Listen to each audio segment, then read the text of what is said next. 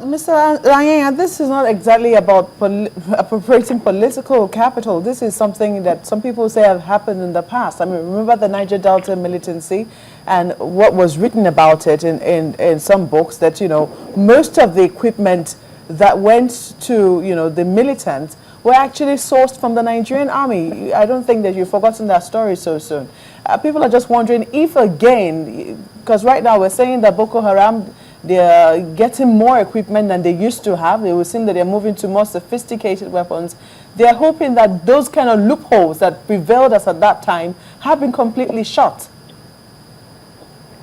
That's the point I'm making. During the Niger Delta militancy, the one incident where there was a report of alleged complicity in the theft of arms, and remember, was investigated, the personnel involved were punished. There was a court martial that were jailed. I was still in service at the time. I remember that clearly. Now, I do not know if there's any empirical evidence to support a reoccurrence of such in this particular instance. I do know, however, that several other factors beyond our borders account for this influx of arms. And the mistake we are making is to think that Boko Haram is some local ragtag organization. I think we are clearly dealing with an Al-Qaeda affiliate, and we must understand that the regime in Libya fell. There was massive outflow of arms, sophisticated weaponry across the continent, down in our direction. That is another possible factor. So it is not enough to attribute the increase in the sophistication of Boko Haram's weaponry, for instance, to complicity on the part of the armed forces. I think that's most uncharitable. Okay, Mr. Anyanya, perhaps you should tell us what exactly you think we're doing concerning our borders, because time and again we've heard stories of they being chased out of the borders into another country and coming back in. What are we doing in securing our borders?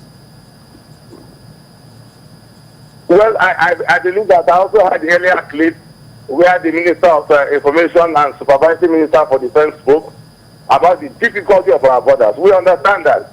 And short of putting an iron fence across our borders, there is a lot of limitation as to how you can secure these borders.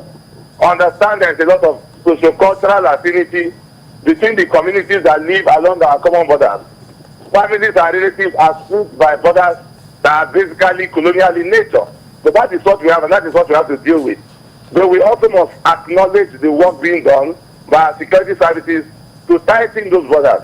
These are long stretches of land space that even if you have to throw 3 times the numerical strength of national forces into, you cannot possibly close every inch of that territory. But we know also that a lot is being done to tighten those borders, to close them down, but without closing a physical wall fence across every inch of that territory. We must be prepared to live with some challenges and develop creative ways to cope with them, which is what I believe the security forces are doing. The basic point to note is that insurgencies are difficult to deal with. We must prepare our psyche that we may be in for some protracted conflict. That is the truth. It is the hard truth. It is an inconvenient truth. And people have cited examples of Afghanistan, of Iraq, where the most sophisticated militaries in the world have been involved. It is not easy to prevail over an insurgency, particularly one that is rooted in extremist ideology that appeals to themes of a religious nature in particular. Mr. Anyanya, from a comment here, you know, one of the things that we heard in the early days of the state of emergency was a civilian JTF. It would seem that we don't get to hear of any of these, you know, members of the populace there trying to ward off these people again. How would you look at the relationship between the military and the people there? Or how would you say that the military has been able to carry the people along? Well, I do not have specific information as the nature of relationship. Indeed, if there is any between the civilian JTF and the military forces or the security forces on the field. But I think it's an acknowledgement of the enormous work done by the security forces in building public confidence that we got to a point in the evolution of this conflict where citizens were bold enough to rise up, organize themselves, to give support to the security forces in prevailing over what is a common threat to all of us. I don't know whether that support has diminished. That may not necessarily be the case.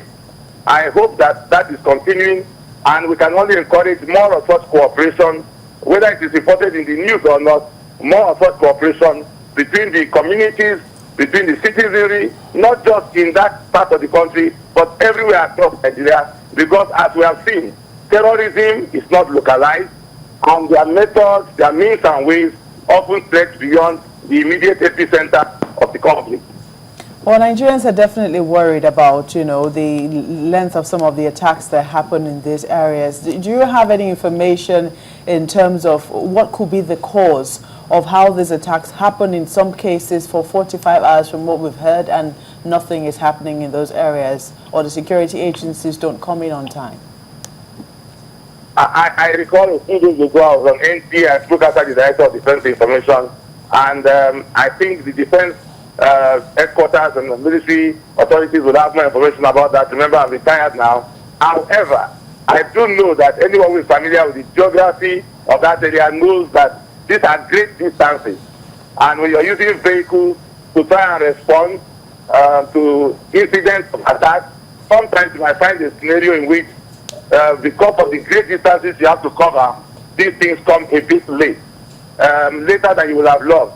And again, let us understand, the insurgents move freely, they hide amongst the populace, so they always have the advantage of knowing perhaps where the forces are disposed and knowing that it will take so long to come to a particular point. And their targets, like they are indiscriminate.